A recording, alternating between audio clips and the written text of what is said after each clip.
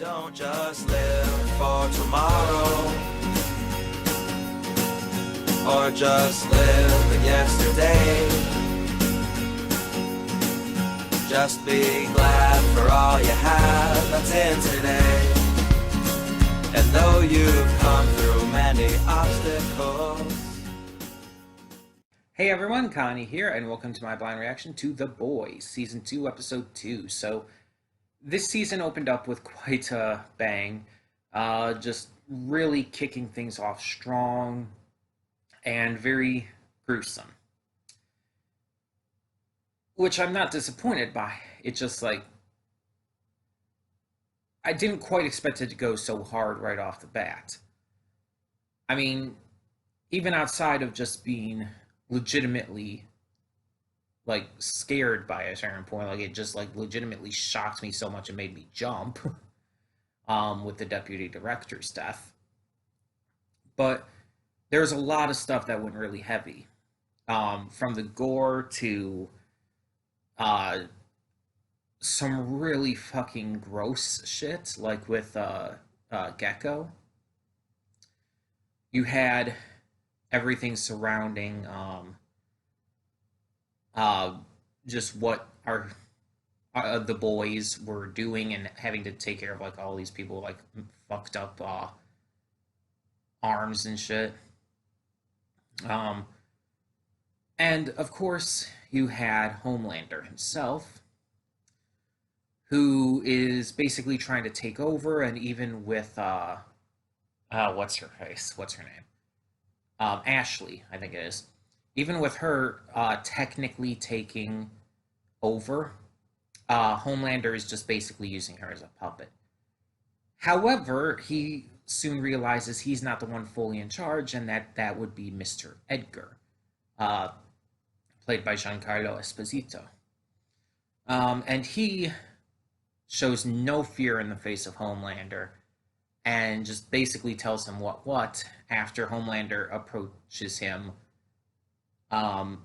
because of Mr. Edgar hiring a new member of the Seven to replace Translucent.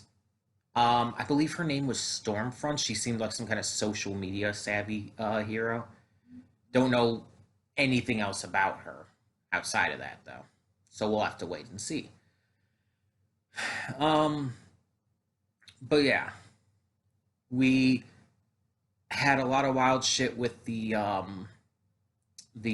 super terrorists and everything being brought up again, and well, the main one that we knew about before being killed by Black Noir, who apparently has some kind of like,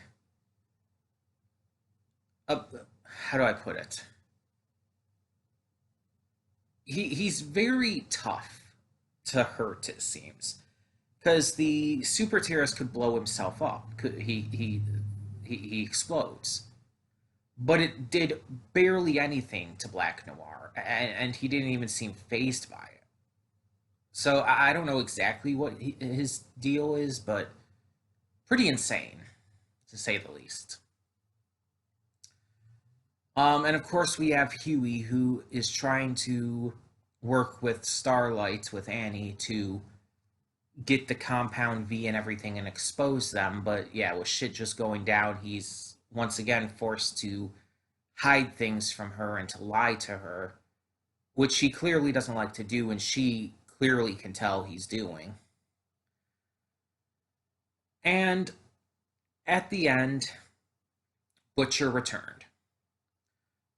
We still don't know how he reacted to his wife being alive and everything, and her having a kid with Homelander and all.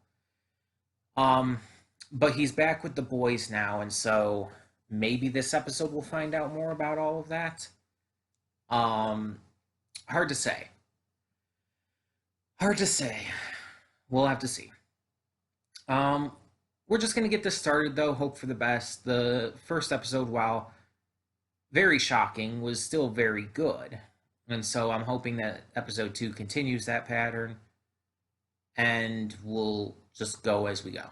So, let's do this. When the screen fades to black, pause this redirect and go to the description below. Follow the link to the reaction, and after you watch it, come back here to the redirect and resume play. Because after it fades to black and then fades back in, everything from that point forward will be my afterthoughts and will contain spoilers to the episode. So, that being said, thank you so much for tuning in, and I'll see you at the reaction. And we are back, and we'll begin with spoilers in 3, 2, 1, now. So, another very good episode. Another episode with a lot happening. So I'm going to cover, again, what I think are the most notable things. And there's really 3 segments to this that really highlight that for me. The stuff with Starlight, the stuff with Huey and them, and with Homelander. So I'll start with the Homelander. So Homelander is spending more time with his son, much to Becca's dismay. He believes his son also has his powers, for obvious reasons. Although I don't think that's how it works. We've never been given any kind of proof that it actually does work like that, so I don't know. In this universe, obviously. But that's what he believes, and he's trying to get his son, Ryan, to unlock those powers and use them. I'm not sure if he actually cares about Ryan or not, like genuinely cares about him. It's unclear, because it could entirely just be that he wants to use him. It's very possible. So at this point, I can't really say. But Becca goes to this person who helps relocate her, tries to get him to help. He doesn't really do anything, says he really can't, and just advises her to hope that Homelander gets bored. But she knows that won't happen, and Homelander later confirms that. So yeah, things are looking pretty dire there. She's really scared for her son, and she just wants Homelander to stay away from her. Meanwhile, Butcher had woken up after apparently being knocked out by Homelander and taken away after seeing his wife. He had woken up hours later and just kind of had to try and remember everything about where he had been. He ends up working with Huey and them to try and get things back to normal, but he also makes a deal with Mallory, where she'll help him rescue Becca if he gets her the super terrorist. So we see him kind of force the control of the group again, and they go out to get this super terrorist with the information he got, and it ends up being Kimiko's brother, which she had been trying to tell Frenchie this entire time, which I kind of figured that was the case. I kind of figured that was what she was trying to tell him. But now we have actual confirmation. So they get to reunite, and because Butcher is an asshole, he ends up trying to fire on the brother, and they end up running away. I understand Butcher's point of view here and why he did that, but when he found out that it was Kimiko's brother, he should have hesitated, and he should have just maybe thought out another plan. Instead, he goes even further in and just like makes sure to shoot. It's like, god damn it, dude. But it's like, we see that Kimiko and her brother end up talking, but end up having a fight, and he attacks her. He uses his telekinetic powers on her, sends her flying and everything. She has to fight him, and eventually she does apprehend him. And with help from the boys, she is able to take him under their control. Butcher punches Huey, and like I said, I wish it'd be the other way around, and I really hope we do get a moment where Huey just rails into Butcher and just slams his fist into his face because he deserves it. It would be so cathartic, so just refreshing to see. And the third part here is honestly the best part of this episode, without question. We see that Starlight is having two different issues. She's having to do all this press release stuff to welcome in Stormfront to the Seven. But at the same time, she's dealing with the return of A-Train, who's just obsessing over her and obsessing over trying to fuck with her and everything as a kind of revenge. He notices that she took something from Gecko, but isn't able to prove that she has it. And later on, though, he does. But she finally decides to stand up to him and threatens that she'll take him down too and doesn't care what he does in response to her. So that manages to seem to scare him off. But she's also dealing, like I said, with Stormfront herself. Stormfront at first thinks that Annie is wearing a wire, that she's as Vought can be. But eventually I think Starlight does manage to prove otherwise. But we see that Stormfront has this kind of idea of living up to, like, I guess the ideas of Pippi Longstocking in the way that she doesn't take shit from anyone and just she's not apologetic for how she is. She just lives her life, does what she does, and sticks to that without apologizing, without trying to be just anyone she's not. She's very open and honest about that. And we can see that multiple times throughout the episode. Like when she talks about how it doesn't matter if you have a dick or a vag. It's like, just do what you gotta do and everything.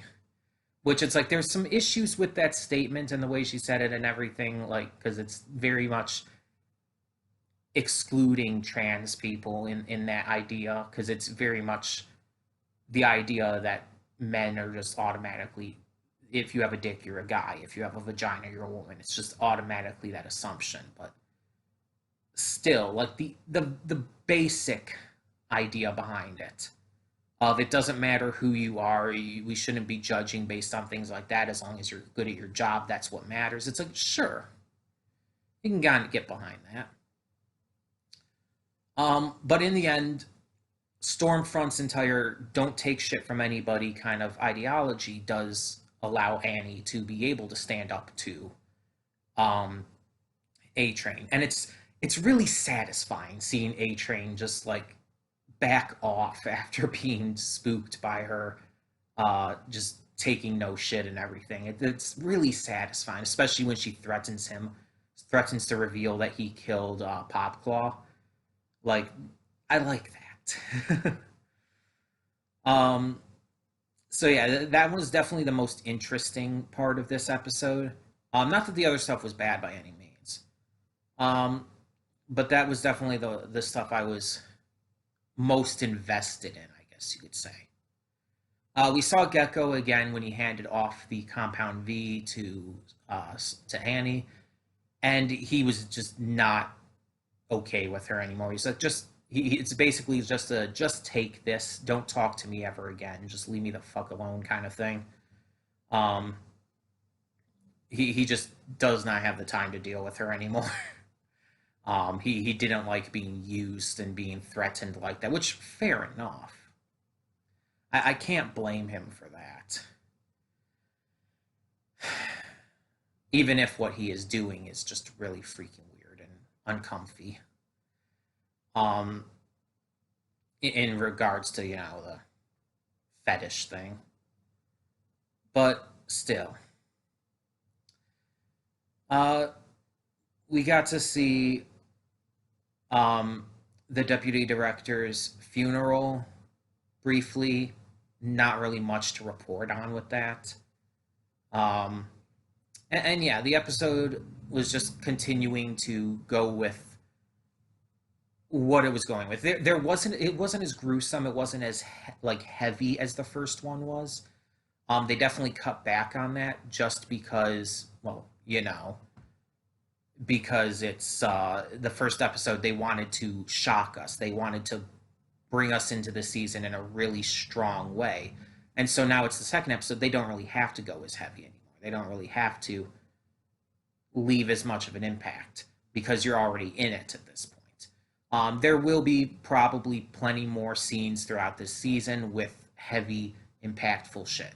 So we'll just have to wait for those to come. But either way, yeah, really enjoyed this. Tell me in the comments below, what did you think of this episode? And if there's anything I specifically did not mention that you would like to hear my thoughts on, feel free to ask about that as well.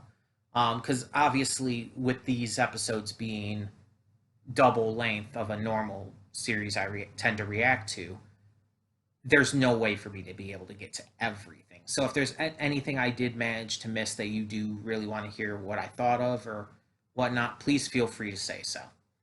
But like I said, tell me your thoughts on this episode down below, and as always, no spoilers. But for the meantime, I'm Connie, and I'm signing off. See y'all next time.